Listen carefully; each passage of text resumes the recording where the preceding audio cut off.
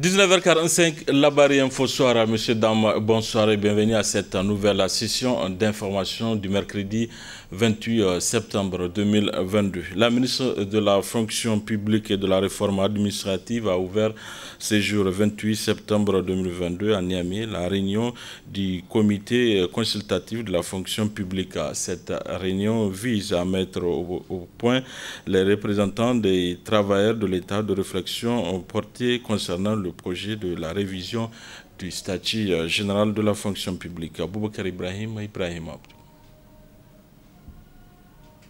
Dans le souci premier de conformer la fonction publique nigérienne aux exigences internationales en vue non seulement d'améliorer les conditions du fonctionnaire, mais aussi renforcer les rendements, le ministère de la fonction publique et de la réforme administrative a entamé un projet de révision du statut général de la fonction publique. Il s'est ainsi agi à travers la présente assise dite réunion du Conseil consultatif de la fonction publique de partager les réflexions du dit projet de révision aux centrales syndicales les plus représentatives. Pour mieux prendre en compte toutes ces préoccupations et intégrer les orientations de la Charte africaine de la fonction publique sur les principes et les valeurs du service public et de l'administration, le ministère de la fonction publique et de la réforme administrative a conduit des réflexions en vue d'une révision du statut général de la fonction publique de l'État. L'objectif de ce processus, enfin, est de permettre à l'État de se doter d'un cadre législatif et réglementaire en vue de préparer la fonction publique à s'adapter à l'évolution du contexte national et international caractérisé par de nouvelles exigences en termes d'efficacité et d'efficience dans la conduite des politiques publiques pour satisfaire au mieux les attentes légitimes des usagers du service public. Il s'agit également, selon toujours la ministre, à travers le statut objet à révision, de créer les conditions de respecter les engagements pris par les plus hautes autorités du pays dans ce cadre. Le statut général de la fonction publique de l'État constitue un outil de gestion et de promotion d'une bonne gouvernance permettant de répondre aux engagements des plus hautes autorités contenus dans le programme de Renaissance 3 du président de la République, chef de l'État, son Excellence M. Mohamed Bazoum, et de la déclaration de la politique générale de son Excellence M. le Premier ministre Oumoudou Mahamadou, chef du gouvernement, au regard de la qualité et de l'expertise avérée des participants à cette rencontre, je ne doute point que le document sera examiné avec rigueur et responsabilité. Selon des sources proches du ministère de la fonction publique et de la réforme administrative, si le statut général révisé venait à être adopté, cela permettra d'améliorer fortement le service public, les conditions des travailleurs de l'État, tout en leur assurant une retraite beaucoup plus adaptée. À l'occasion de la célébration de la Journée internationale à l'accès universel à l'information, l'ONG Shiga, en collaboration avec le CSC, a organisé ce matin une journée porte ouverte au palais du 29 juillet de Niamey. Nafisa Touzakou, Nasser Sedou. Organisée par l'ONG Shiga en collaboration avec le Conseil supérieur de la communication CSC, la présente journée porte ouverte s'inscrit dans le cadre de la Journée internationale de l'accès universel à l'information. Cette initiative de l'USAID à travers le projet Shiga vise à informer le public sur les institutions publiques et les organisations de la société civile. Depuis 2020, le projet Voix humaine dans la gouvernance du Sahel, ou Shiga, qui est financé par l'Agence internationale pour le développement des États-Unis, ou USAID, en collaboration avec les institutions nationales, organise chaque 28 septembre une journée porte ouverte. La Journée internationale de l'accès à l'information est une opportunité pour sensibiliser les institutions nationales et les citoyens sur l'importance de l'accès à l'information, mais également pour susciter le débat sur cette thématique.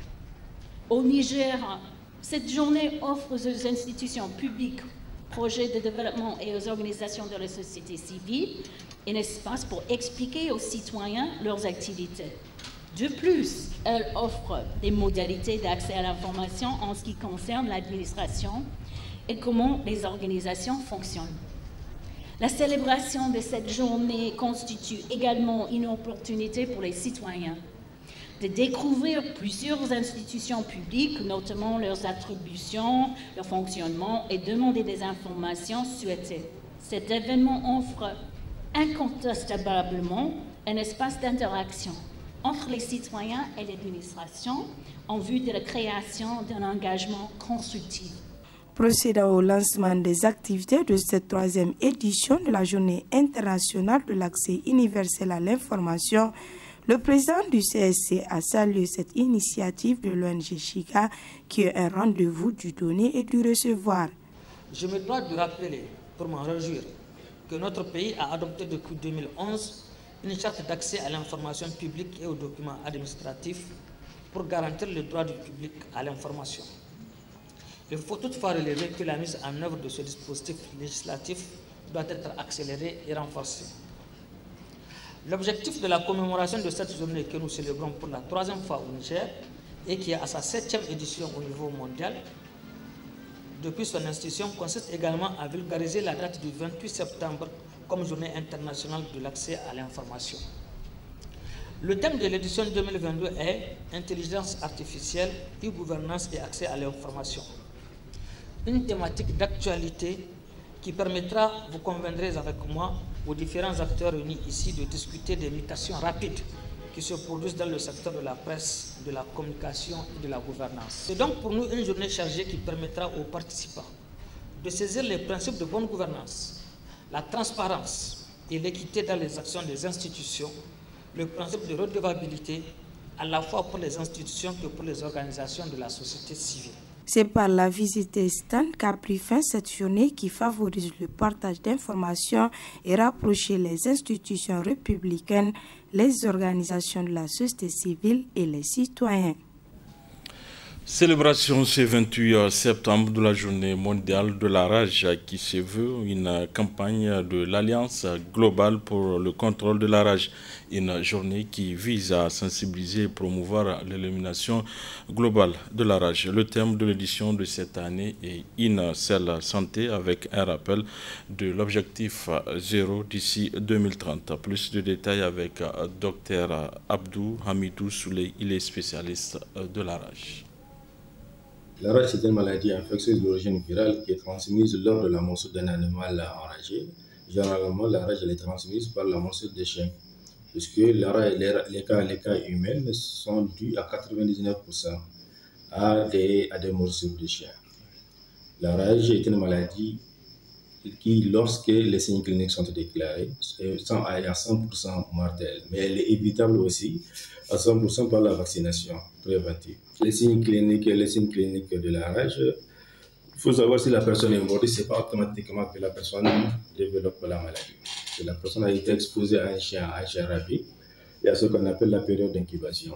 Là, les virus de la rage est transmis lors de la morsure par la salive que le chien laisse au niveau de la plaie. Une fois injecté dans la plaie, les virus se multiplient localement au niveau de la plaie. Maintenant, pour atteindre ce qu'on appelle l'inoculum, une quantité suffisante maintenant pour profiter pour entrer au niveau d'une jonction neuromusculaire, pour entrer dans les nerfs. C'est la spécificité de la rage, du virus de la rage, elle a une tropisme spécifiquement neuronale. On ne le trouve pas dans le sang, c'est seulement au niveau des neurones. Maintenant, les signes cliniques, il y a ce qu'on appelle, après, il y a ce qu'on appelle la période d'incubation, c'est-à-dire le délai qui découle du jour où la personne a été mordue jusqu'à l'apparition des premiers signes de la maladie. C'est ce qu'on appelle la période d'incubation. Il y a des facteurs qui influencent cette période d'incubation. Ça dépend de la partie qui a été mordue, le nombre de morsures, le site de la morsure, si la région est fortement énervée ou si la morsure se produit au niveau du visage ou bien au niveau des organes génitaux, par l'extrémité des doigts, c'est des zones qui sont fortement énervées. Donc cette personne développe plus la maladie, contrairement à celui qui a été mordu au pied. Maintenant, la maladie, il y a ce qu'on appelle les signes prodromiques, c'est-à-dire les signes annonciateurs.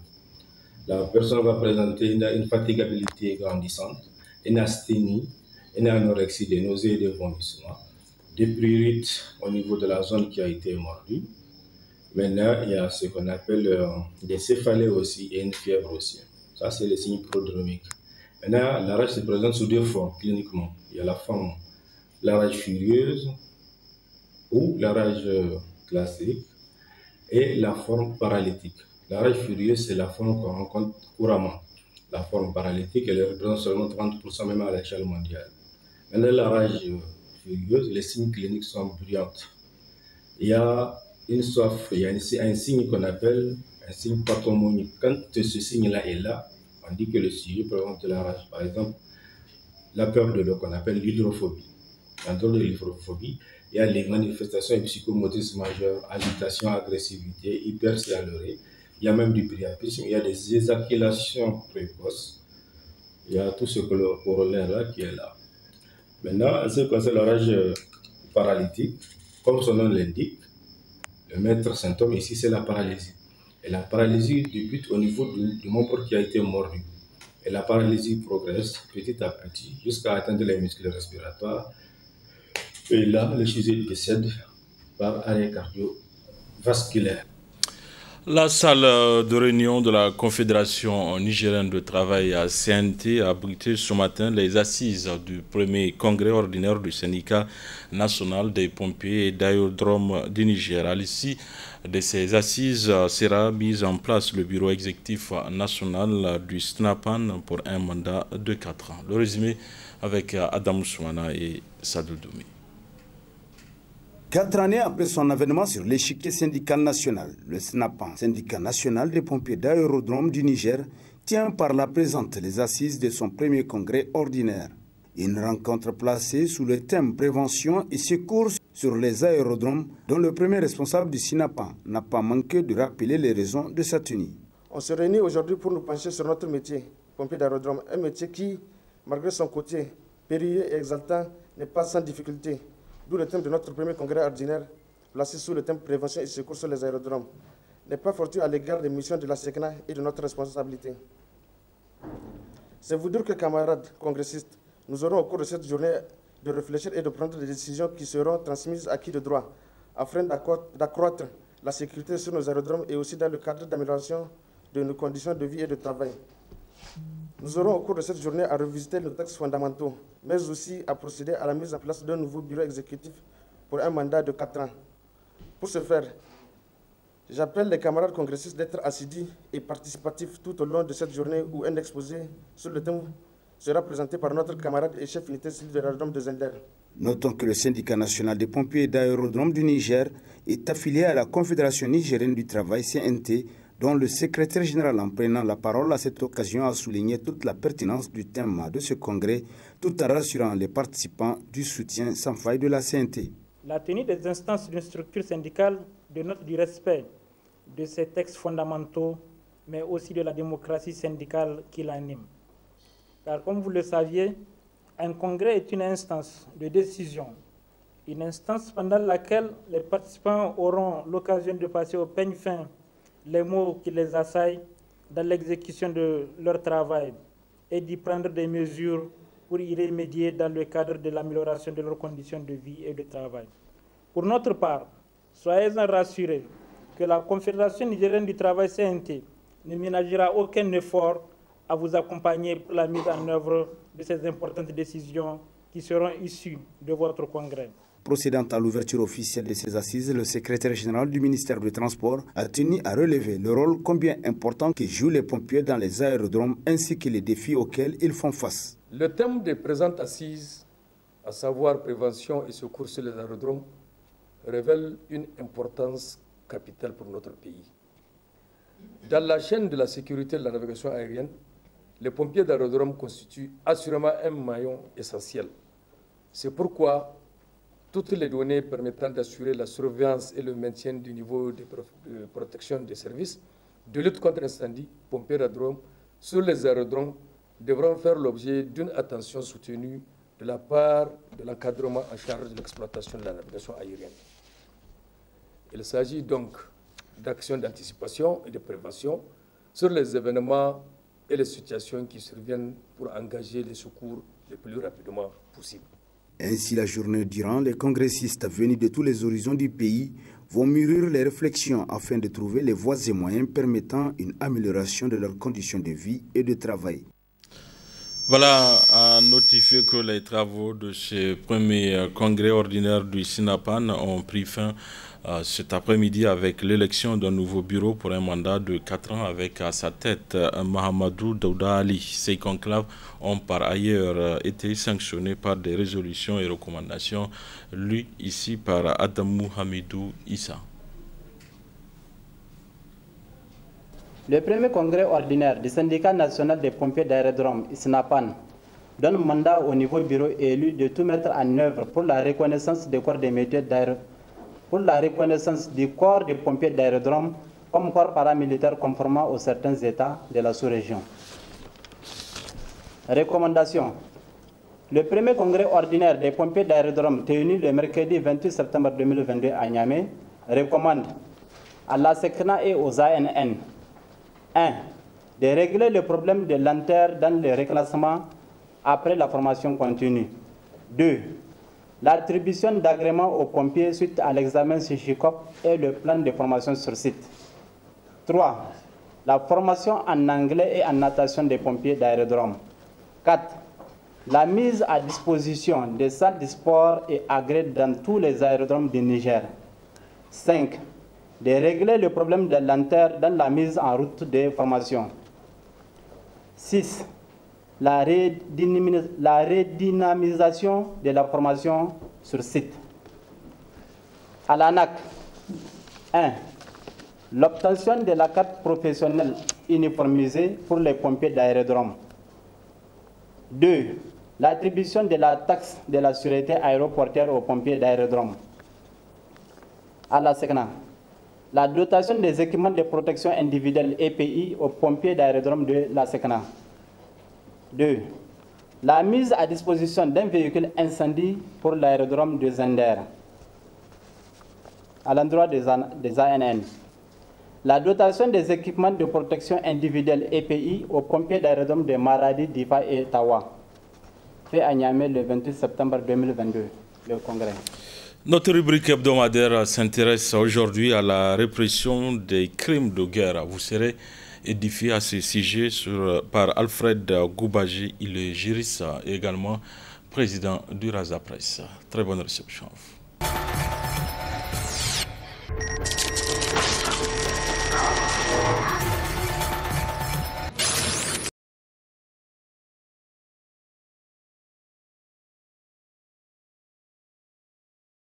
Aujourd'hui, nous abordons un autre thème sur la répression des crimes de guerre.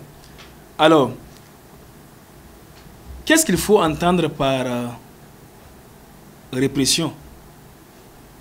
Alors, le terme répression désigne généralement l'adoption des dispositions législatives et des mesures administratives et judiciaires nécessaires pour prévenir et sanctionner les violations de droits.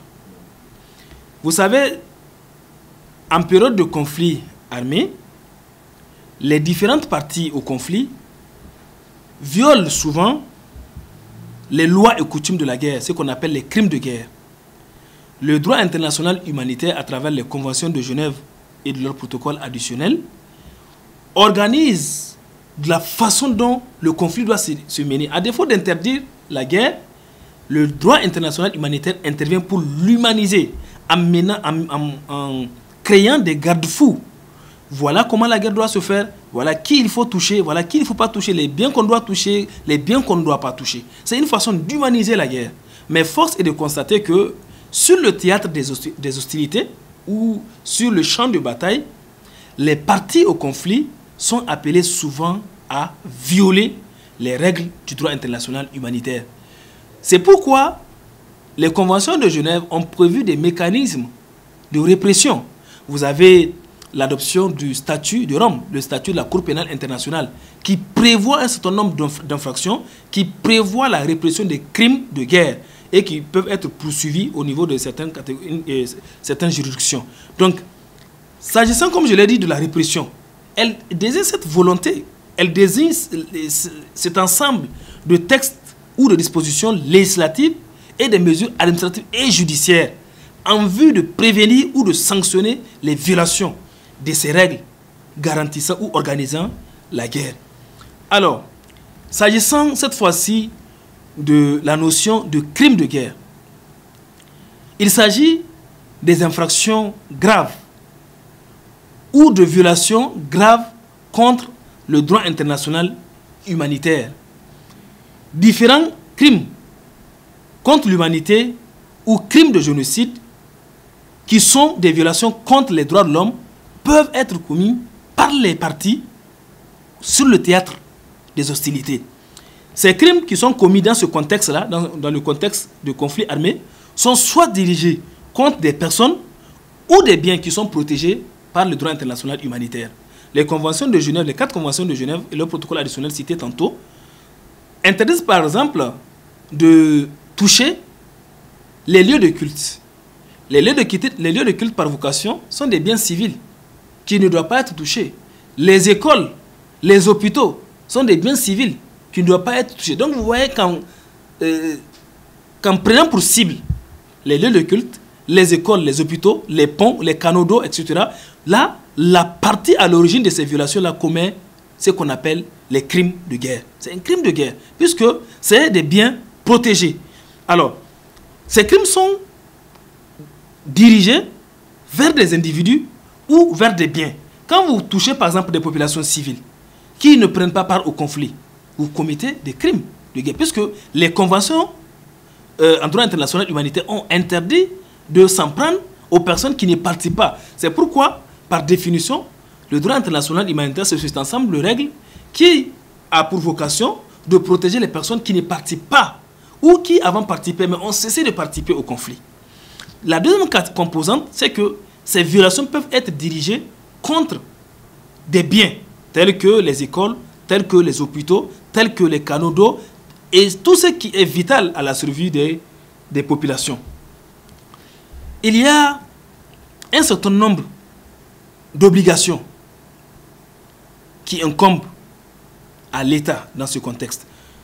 Mais vous pouvez constater que parmi ces crimes, on a les crimes contre l'humanité, on a les crimes de génocide, par exemple l'intention de tuer à grande échelle, le meurtre, le génocide de tout ou partie de la population. C'est des crimes contre l'humanité, c'est des crimes qui sont commis, c'est des génocides, des crimes de génocide. Donc ces crimes sont de la compétence des juridictions internationales telles que la Cour pénale internationale, par exemple.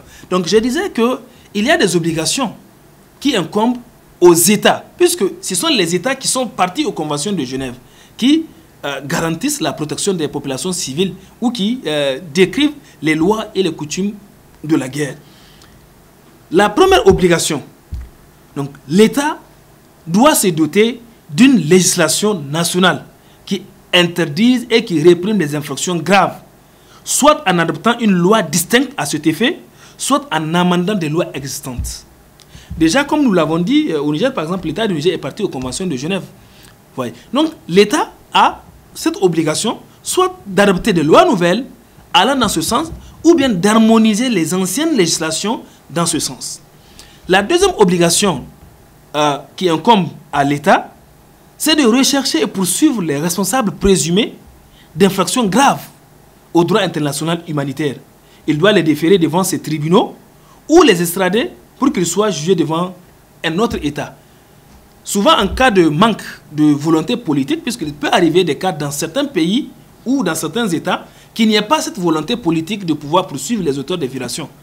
Donc c'est en ce sens que la Cour pénale internationale peut se substituer aux juridictions nationales pour pouvoir poursuivre les auteurs de ces infractions. La troisième obligation qui incombe à l'État, c'est qu'il doit se charger, ou bien qu'il doit charger, disons, ses commandants militaires de cesser et de prendre des mesures à l'encontre des personnes placées sous leur autorité qui se rendent coupables de telles infractions. L'État doit encore donner plus attirer plus l'attention des commandants militaires afin qu'ils contrôlent ou bien qu'ils attirent l'attention des hommes sur le terrain pour qu'ils puissent respecter et faire respecter ces lois et coutumes de la guerre. Quatrièmement, l'obligation qui incombe à l'État, c'est les États doivent s'accorder à travers une entrade judiciaire dans toute procédure relative à des infractions graves. et à la coopération bilatérale en matière judiciaire. Les États doivent coopérer afin de pouvoir s'entraider et que les auteurs de ces crimes soient poursuivis. Donc, je vais vous donner ici quelques exemples d'infractions graves aux conventions de Genève. Vous avez, par exemple, le retard injustifié dans le rapatriement des prisonniers de guerre ou des civils.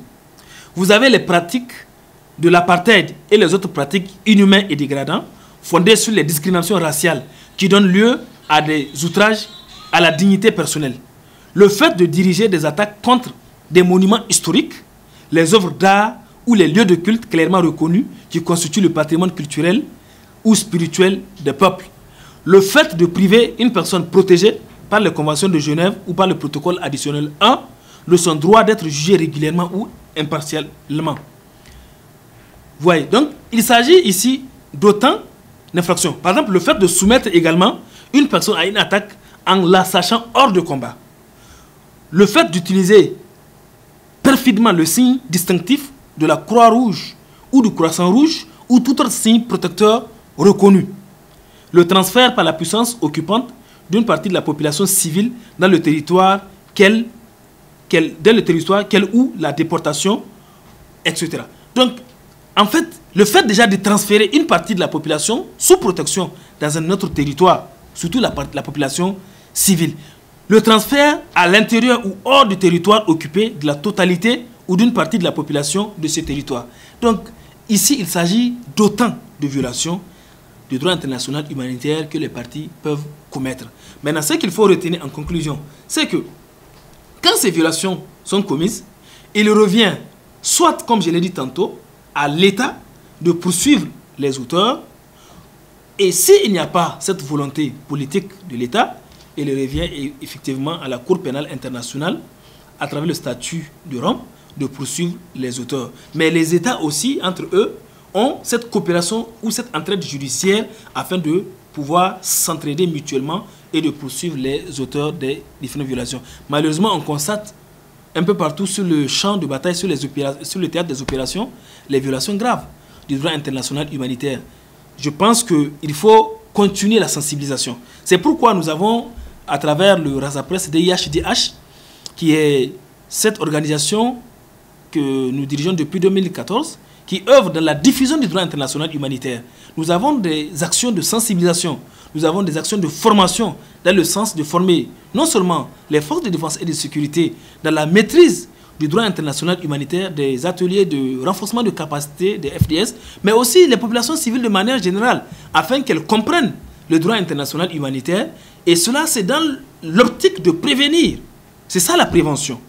Mais sur le théâtre, parce qu'une fois que le message est passé, la formation, la sensibilisation est faite, nous pensons que sur le théâtre des hostilités, eh bien, les parties au conflit vont intégrer la dimension du droit international humanitaire et cela va aider à réduire considérablement la violation des droits des parties sur le théâtre des hostilités.